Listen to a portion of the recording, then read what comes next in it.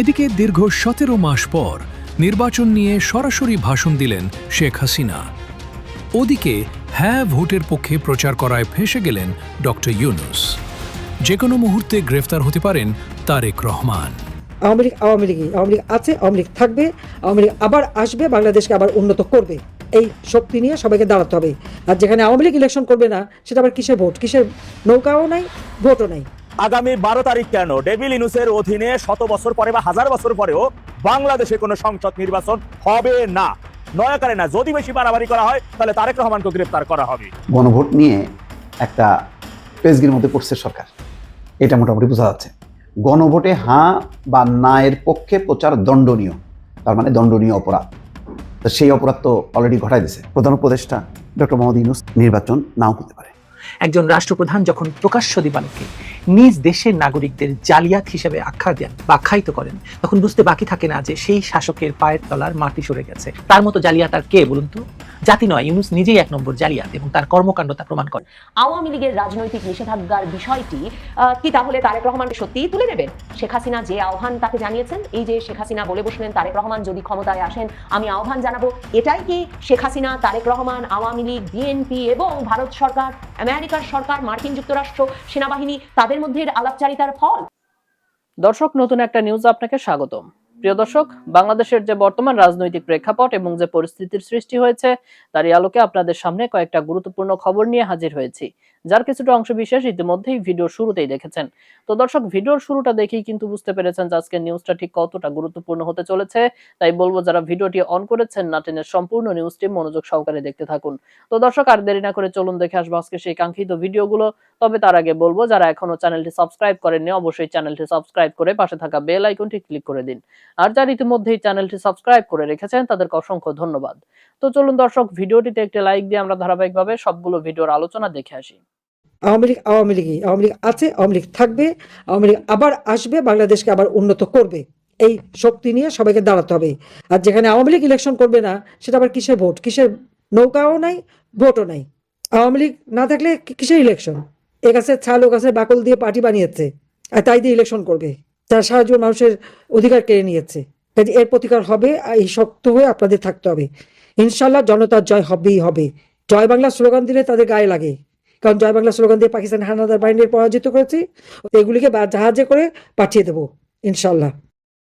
নির্বাচনের নামে একটা প্রহসন শুরু করেছে, বাড়িতে বাড়িতে যে সংখ্যালঘুদের উপর চাপ দিচ্ছে, ভোটারদের চাপ দিচ্ছে। কি ভোট কেন্দ্রে যে তাদের মন মতো জায়গায় সিলভারে ভোট দিতে হবে।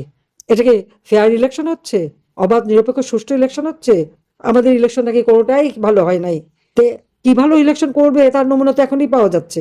ইলেকশন হবে অস্ত্র, লাঠি আর অর্থের জোরে। আওয়ামী লীগের ইলেকশন তো সেভাবে করা হয়নি। যে ইলেকশন নিয়ে যত কথা বলছে একটাও তো বের করতে পারিনি যে কি করেছে। বলে হ্যাঁ দিনের ভোট কি রাতে করেছে, দিনের ভোট রাতে করেছে। তার ইউনূস তো এখন দিনের ভোট দিনে আগেই করে ফেলে দিচ্ছে, কাউকে পরোয়া করছে না, কিছুই পরোয়া করছে না। এটাই তো বাস্তব।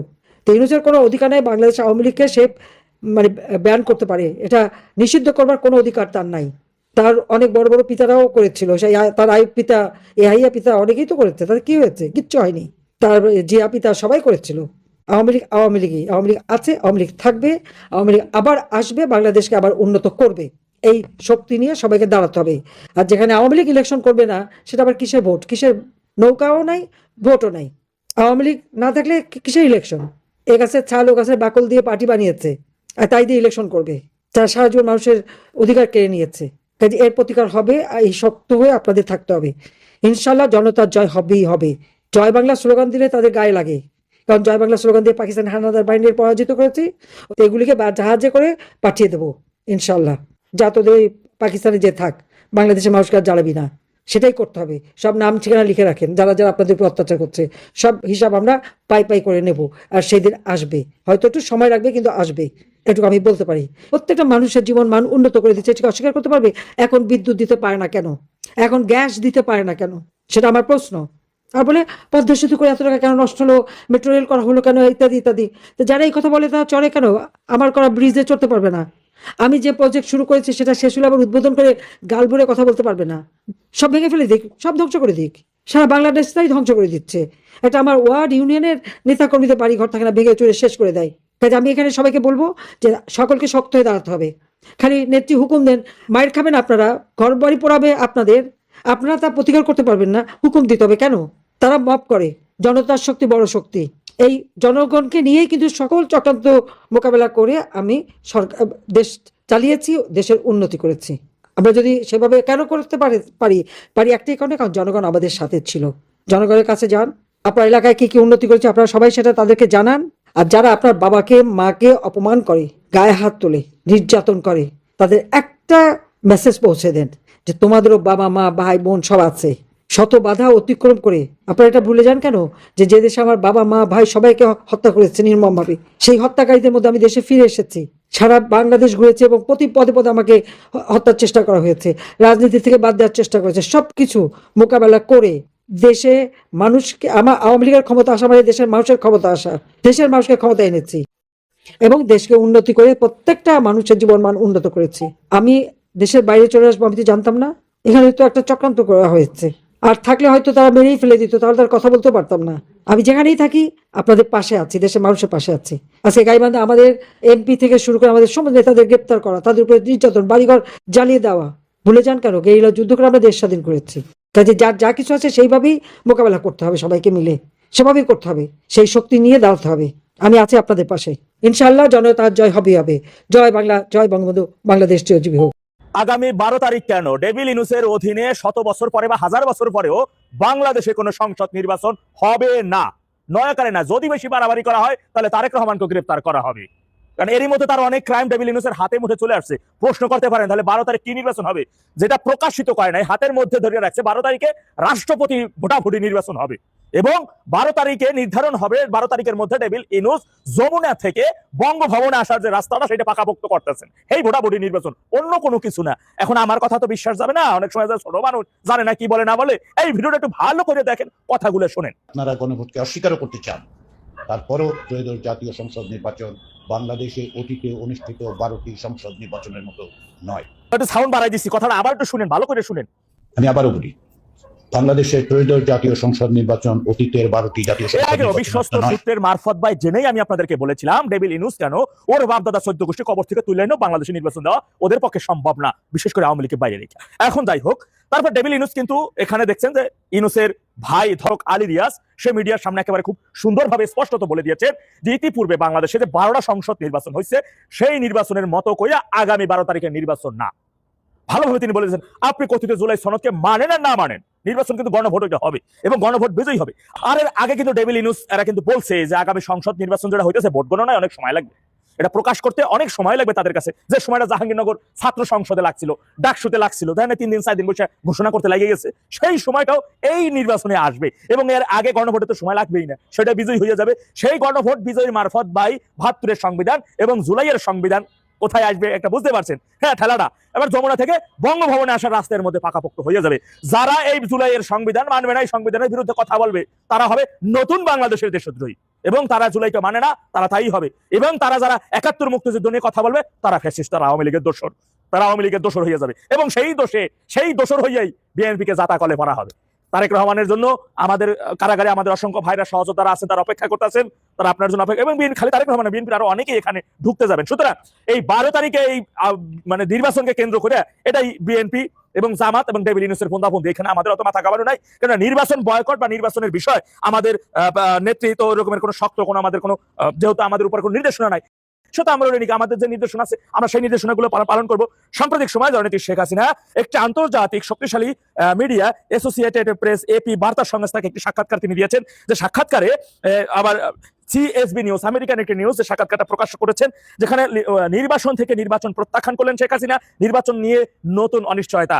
দেখবেন এই নির্বাচনে এই নিউজের হেডলাইনে বা কভার ফটোতে নেত্রী যে ছবিটা ব্যবহার করছে বিদেশি সৈনিকগণের সামনে সেই রাষ্ট্রীয় সালাম অবর্তমান সামনে দিয়ে নেত্রী হেঁটে যাচ্ছেন এমন একটা ছবি, এটাও কিন্তু একটা বার্তা বিশেষ। তো যাই হোক, এখানে কথাটি নেত্রী যে কথাটি বলছেন সাক্ষাৎকারের একটি জায়গায়, সেখানে তিনি উল্লেখ করেছেন প্রতিবার যখন জনগণের একটি বড় অংশকে রাজনৈতিক অংশগ্রহণ থেকে বঞ্চিত করা হয় তখন তা ক্ষোভ বাড়ায়, প্রতিষ্ঠানগুলোর বৈধতা ক্ষুণ্ণ করে এবং ভবিষ্যতের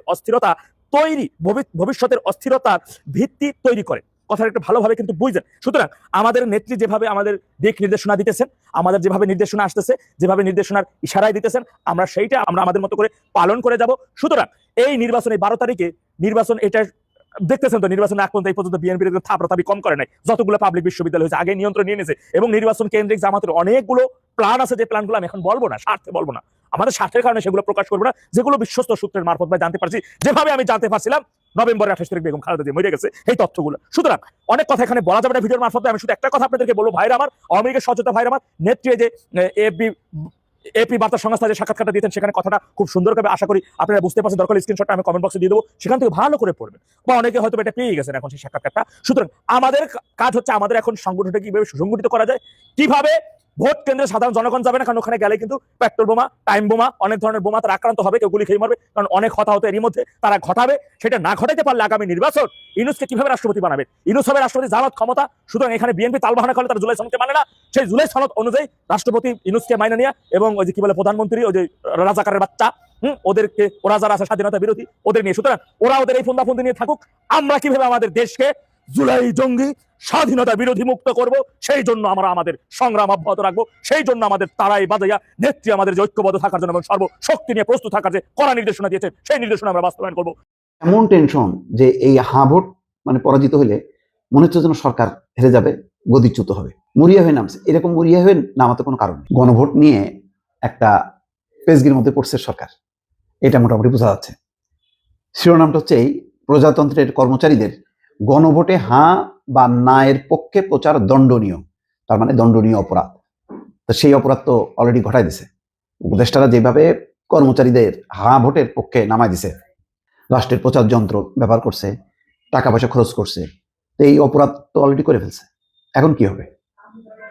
সরকার যে গণভোটটা, এটাও যে নির্বাচন কমিশনের একটা আইন কানুন বিধির মধ্যে পরিচালিত হয়, এটা কি জানা নেই? এটা কি মনে করছে এটা মানে প্রধান উপদেষ্টার কার্যালয় এটা নিয়ন্তা? এখন দেখেন কি পরিমাণ বেকায়দা পড়লো। এবং আমি অবাক হচ্ছি যে হ্যাঁ ভোটের বিরুদ্ধে তো নেই, হ্যাঁ জামাত বা এনসিপি তারা বেশি বলে, বিএনপি কম বলে, কিন্তু বিপক্ষে তো কোনো প্রচার নেই, জিএম কাদের মাঝে মধ্যে বলে। তো তারপরে এমন টেনশন যে এই হ্যাঁ ভোট মানে পরাজিত হলে মনে হচ্ছে যেন সরকার হেরে যাবে, গদিচ্যুত হবে, মরিয়া হয়ে নামছে। এরকম মরিয়া হয়ে নামাতে কোনো কারণ নেই। একজন মানে কর্মকর্তা তো দেখতেছে সারা দেশ ট্যুর করতেছে, সেখানেও রাষ্ট্রের পয়সা খরচ হচ্ছে। রাষ্ট্র তো নিরপেক্ষ থাকবে, জনগণ পক্ষ বিপক্ষ নেবে, তাহলে এই আচরণটা কি মানে যুক্তিসঙ্গত হলো, জাস্টিফাইড হলো? এই প্রশ্নটা কিন্তু এখন উঠলো যখন নির্বাচন কমিশন বলছে যে প্রজাতন্ত্রের কর্মে নিয়োজিত কোনো ব্যক্তি গণভোট বিষয়ে জনগণকে অবহিত ও সচেতন করতে পারবেন, তবে তিনি গণভোটে হাঁ বা না এর পক্ষে ভোট দেওয়ার জন্য জনগণকে কোনোভাবেই আহ্বান জানাতে পারবেন না। বৃহস্পতিবার সব রিটার্নিং কর্মকর্তাকে দেওয়া চিঠিতে নির্বাচন কমিশন বলছে, এই ধরনের কার্যক্রম গণভোটের ফলাফলকে প্রভাবিত করতে পারে, যা গণভোট অধ্যাদেশ 2025-এর ধারা 21 এবং গণপ্রতিনিধিত্ব আদেশ 1972-এর অনুচ্ছেদ 86 অনুযায়ী একটি দণ্ডনীয় অপরাধ বলে গণ্য হবে। রিটার্নিং কর্মকর্তাদের এই বিধান অনুসারে প্রয়োজনীয় ব্যবস্থা নিতে বলা হয়েছে।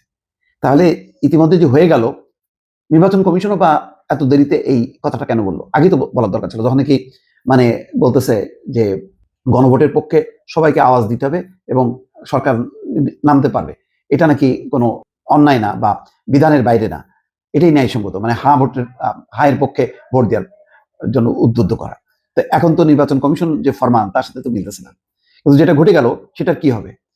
আগামী 12 ফেব্রুয়ারি ত্রয়োদশ জাতীয় সংসদ নির্বাচনের দিন একই সঙ্গে জুলাই জাতীয় সনদের সংবিধান সম্পর্কিত সংস্কার প্রস্তাবগুলো বাস্তবায়ন প্রশ্নে গণভোট হবে। সরকার ইতিমধ্যে হ্যাঁ ভোটের পক্ষে ব্যাপক প্রচার চালাচ্ছে। সরকারের উপদেষ্টাদের পাশাপাশি বিভিন্ন সরকারি, আধা সরকারি, স্বায়ত্তশাসিত প্রতিষ্ঠানও প্রচারে অংশ নিচ্ছে। একটি পক্ষ নিয়ে প্রচার চালানোর সুযোগ আছে কিনা এই প্রশ্ন বেশ কিছুদিন ধরে আলোচিত ছিল। তাইলে দেখেন অলরেডি কিন্তু নামায় দিচ্ছে সরকারি সমস্ত সংস্থাগুলোকে, এখন এটা তো দণ্ডনীয় অপরাধ। এখন কি বলবে সরকার? এটার প্রশ্ন। বাংলাদেশ একটা বিষয়ে পৃথিবীর চ্যাম্পিয়ন এখন কিসে? জালিয়াতি। সব জিনিস জাল। বহু দেশ আমাদের পাসপোর্ট গ্রহণ করে না, ভিসা জাল, পাসপোর্ট জাল। এটা একটা জালিয়াতির কারখানা বানাইছে আমরা। তিনি একজন নোবেল শান্তি পুরস্কার বিজয়ী, একজন প্রধান উপদেষ্টা হিসাবে মোহাম্মদ ইউনূস ডিজিটাল প্রযুক্তি বিষয়ক এক অনুষ্ঠানে সগর্বে ঘোষণা দিয়েছেন যে বাংলাদেশিরা জালিয়াতিতে বিশ্ব চ্যাম্পিয়ন। পাসপোর্ট থেকে ভিসা, শিক্ষা সার্টিফিকেট থেকে পেশাদার দলিল, সর্বত্র জালিয়াতির একটি সংস্কৃতি ব্যাপক বলে তার ভাষ্য। একজন রাষ্ট্রপ্রধান যখন প্রকাশ্য দিবালোকে নিজ দেশের নাগরিকদের জালিয়াত হিসেবে আখ্যা দেন বা আখ্যায়িত করেন, তখন বুঝতে বাকি থাকে না যে সেই শাসকের পায়ের তলার মাটি সরে গেছে, অথবা তিনি নিজেই এমন এক পাহাড় সমান অন্যায়ের উপর দাঁড়িয়ে আছেন যা ধামাচাপা দিতে তাকে অন্যের দিকে আঙুল তুলতে হচ্ছে। তিনি নির্বাচনে দাঁড়াবেন না বুঝলাম, জনগণের মুখোমুখি তাকে হতে হবে না, কিন্তু তিনি জনগণ নিয়ে তো ডিল করেন, তার ব্যবসা তো জনগণকে নিয়ে। 28 জানুয়ারি 2026 তারিখে তথাকথিত ডিজিটাল প্রযুক্তি বিষয়ক অনুষ্ঠানে বাংলাদেশের অবৈধ ক্ষমতা দখলকারী প্রধান উপদেষ্টা ডক্টর মোহাম্মদ ইউনূস জাতিকে চ্যাম্পিয়ন জালিয়াত বলে যে ধৃষ্টতা দেখিয়েছেন, তা কেবল দুর্ভাগ্যজনক নয়, বরং এটি ইতিহাসের অন্যতম বড় প্রহসন। একজন নোবেল বিজয়ী, যিনি কিনা বিপ্লবের দোহাই দিয়ে মসনদে বসেছেন, ক্ষমতা দখল করেছেন, তিনি তার নিজের গদি রক্ষা এবং ব্যর্থতা ঢাকতে পুরো 18 কোটি মানুষকে অপমানিত করতে বিন্দুমাত্র কুণ্ঠাবোধ করলেন না। অথচ আয়নার সামনে দাঁড়ালে তিনি নিজেকে দেখতে পেতেন যদি এই মুহূর্তে বাংলাদেশের মানচিত্রে দাঁড়িয়ে থাকা সবচেয়ে বড় এবং 1 নম্বর জালিয়াতি তিনি নিজেই। যেহেতু তাকে জনগণের মুখোমুখি হতে হবে না, ভোটে দাঁড়াতে হবে না, সেহেতু তিনি এমন কথা বলতেই পারেন। অথচ তিনি ভোটের নামে, গণভোটের নামে জাতির সঙ্গে সবচেয়ে বড় জালিয়াতিটা করে যাচ্ছে। ইউনূসের ক্ষমতায় আসার ইতিহাসটাই শুরু হয়েছে এক সুপরিকল্পিত জালিয়াতি দিয়ে। গত বছরের আগস্ট মাসে সেনা সমর্থিত একটি অভ্যুত্থান পরিস্থিতিতে তিনি প্রধান উপদেষ্টার পদে বসেন। তার এই দখলদারিত্বকে বৈধতা দিতে সুপ্রিম কোর্টের আপিল বিভাগের একটি রেফারেন্স বা মতামতের দোহাই দেওয়া হয়, যেখানে বলা হয়েছিল সংবিধানের 106 ধারা অনুসারে রাষ্ট্রপতি প্রধান উপদেষ্টা নিয়োগ করতে পারেন। কিন্তু সমস্যাটি শুরু হয় সেই রেফারেন্সের অস্তিত্ব এবং ব্যাখ্যা নিয়ে। প্রধানমন্ত্রীর পদত্যাগপত্রের কোনো কপি নেই, সেটা রাষ্ট্রপতি আমাদের জানিয়েছেন। দেশের শীর্ষস্থানীয় অনেক আইনজীবী, এমনকি অনেক সাংবাদিক, অনেক অভিজ্ঞ সংবিধান বিশেষজ্ঞ অভিযোগ তুলেছেন যে সেই রেফারেন্সের বয়ান ইচ্ছাকৃতভাবে বিকৃত করা হয়েছে। সুপ্রিম কোর্টের একটি বিভাগ কখনোই অন্তর্বর্তী সরকার গঠনের কথা বলেনি, বরং সীমিতভাবে প্রধান উপদেষ্টা নিয়োগের কথা বলেছিল। আরও গুরুতর অভিযোগ হচ্ছে সেই রেফারেন্সের স্বাক্ষরিত কপিটি আদৌ প্রকাশ করা হয়নি, এমনকি এটির অস্তিত্ব আছে কিনা কেউ জানে না। বিচারপতিদের স্বাক্ষর জালিয়াতির গন্ধ আমরা জানি। বিচারপতিরা তখন সেনাবাহিনী তত্ত্বাবধানে ছিল, প্রধান বিচারপতি তো ছিলেনই, কে সাইন করলো সেটা। সুতরাং এই জাল দলিলের উপর ভিত্তি করে সংবিধানের অপব্যাখ্যা করে ইউনূস ক্ষমতার কেন্দ্রে বসে আছেন। একজন গ্লোবাল প্লেয়ার হিসাবে তার পরিচয় দেন তিনি, নোবেল বিজয়ের মর্যাদা তিনি দাবি করেন। সবকিছুকে কাজে লাগিয়ে এই সাংবিধানিক জালিয়াতিকে তিনি প্রাতিষ্ঠানিক মর্যাদা দিয়েছেন। ক্ষমতায় বসে ইউনূস তার দ্বিতীয় এবং সুস্পষ্ট জালিয়াতির কারবার শুরু করেন, যা হলো তার নিজের বিরুদ্ধে থাকা শত শত কোটি টাকার কর ফাঁকির মামলাগুলো দ্রুত মিটিয়ে নেওয়া। গ্রামীণ কল্যাণ নামক তার প্রতিষ্ঠানের বিরুদ্ধে আয়কর কর্তৃপক্ষের 666 কোটি টাকার কর দাবির মামলাটি সবচেয়ে আলোচিত। হাইকোর্ট এক পর্যায়ে প্রতিষ্ঠানটিকে এই টাকা দিতে বাধ্য করার রায় দিয়েছিলেন, কিন্তু সেই রায় পরে প্রত্যাহার করে নেওয়া হয় এই যুক্তিতে যে রায়দানকারী বেঞ্চের একজন বিচারপতি আগে রাষ্ট্রপক্ষের আইনজীবী হিসেবে ছিলেন। বিস্ময়কর ব্যাপার হলো, মামলাটি দীর্ঘদিন শুনানি হওয়ার পর হঠাৎ এই বিষয়টি সামনে আসে। ফলাফল কি দাঁড়ালো? ইউনূসের বিরুদ্ধে শত শত কোটি টাকার কর দাবি ঝুলন্ত অবস্থায় থেকে গিয়েছিল এবং তিনি একটি বিশাল আর্থিক দায় থেকে মুক্তির পথে এগিয়ে গিয়েছিলেন। এটিকে কর ফাঁকির জালিয়াতিতে মানে রাষ্ট্রীয় ক্ষমতা ব্যবহার করে বৈধতা দেওয়া ছাড়া আর কিছু বলা যায় না। একইভাবে শ্রম আইন লঙ্ঘনের মামলায় তার জামিনের মেয়াদ বাড়ছে বা বেড়েছে এবং ক্ষমতায় বসে তিনি এগুলো করেছেন। সব মামলা তুলে ফেলেছেন তার। কোনো নাগরিকের পক্ষে মানে সাধারণ নাগরিকের পক্ষে এত দ্রুত এতগুলো মামলা তুলে ফেলা সম্ভব নয়। এখানেই তো ক্ষমতার জালিয়াতিটা স্পষ্ট। তৃতীয় এবং সবচেয়ে নির্মম জালিয়াতি তিনি করেছেন জাতির সঙ্গে, জাতির আশা আকাঙ্ক্ষার সঙ্গে। গত 18 মাস ধরে যে সরকারটি তিনি পরিচালনা করেছেন তার দেশের ভেতর গভীর সংকটের মুখে কোনো কার্যকর সংস্কার বা পরিবর্তন আনতে ব্যর্থ হয়েছে, বরং তরুণদের দিয়ে তিনি নানা কিছু করিয়ে নিয়েছেন, তল খুলিয়েছেন। এখন তিনি তাদেরকে ক্ষমতায় আনতে চাইছেন। মানে তিনি বলছেন সরকারের কাজ সেবা পৌঁছে দেওয়া, কিন্তু তার শাসনামলেই স্বাস্থ্য সেবা ভেঙে পড়েছে, আহত মানুষেরা চিকিৎসার অভাবে মৃত্যুবরণ করছে, আইন শৃঙ্খলা পরিস্থিতির ভয়াবহ অবস্থা, স্বাস্থ্য সংকটের মধ্যেও স্বাস্থ্য উপদেষ্টার নিয়োগ, স্বজনপ্রীতি এবং অস্বচ্ছতার অভিযোগ রয়েছে। তিনি গ্লোবাল প্লেয়ার হওয়ার দাবি করেন, কিন্তু তার আমলে বাংলাদেশের পাসপোর্টের অবস্থা নিচে নামতে নামতে নামতে একদম বিশ্বাসযোগ্যতা মানে শেষ পর্যায়ে চলে গেছে, যা তিনি নিজেই বলেন। অর্থাৎ যে জালিয়াতির সমাধান তিনি আনবেন বলে ক্ষমতা দখল করেছিলেন, সেই জালিয়াতি তিনি প্রাতিষ্ঠানিক রূপ দিয়েছেন এবং বাড়িয়েছেন।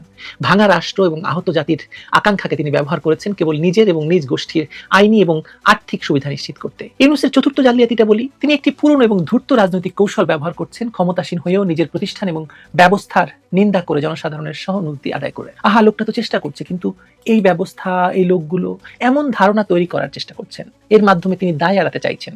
কিন্তু বাস্তবতা হলো শিক্ষা এবং দীর্ঘকালের শাসনযন্ত্রকে দুর্বল করে তিনি যে ভিতর থেকে নষ্ট হয়ে যাওয়া জনগোষ্ঠীর কথা মনে করিয়ে দেন বারবার, সেই পরিস্থিতি তৈরি করতে নিজের দীর্ঘকালের অবস্থান এবং ভূমিকাও দায়ী। তিনি জনগণকে সুন্দর বুলি নির্মাতা হিসেবে ব্যবহার করেছেন। তাদের আকাঙ্ক্ষাকে 3-0 মতো ফাঁপা স্লোগানে পরিণত করেছেন, কিন্তু ন্যায্যতা, সুশাসন বা সুবিচারের কোনো কিছুই তিনি দিতে পারেননি গত 1.5 বছরে। সুতরাং যখন ইউনূস বলেন বাংলাদেশিরা জালিয়াতিতে চ্যাম্পিয়ন, তখন উল্টো বলতে হয় সর্বশ্রেষ্ঠ জালিয়াতি তিনি নিজেই। সাংবিধানিক দলিল জালিয়াতি করে ক্ষমতা দখল, রাষ্ট্রীয় মেশিনারি ব্যবহার করে নিজের শত শত কোটি টাকার কর ফাঁকির মামলা থেকে নিজেকে অব্যাহতি দেওয়া, জাতির ত্যাগ এবং সংকটকে পুঁজি করে নিজের অবস্থান পাকাপোক্ত করা, সর্বোপরি জাতির চরিত্রে কালিমা লেপন করে নিজের অপরাধ এবং ব্যর্থতা ঢাকা, এই হচ্ছে ইউনূসের জালিয়াতির বহুমুখী চিত্র।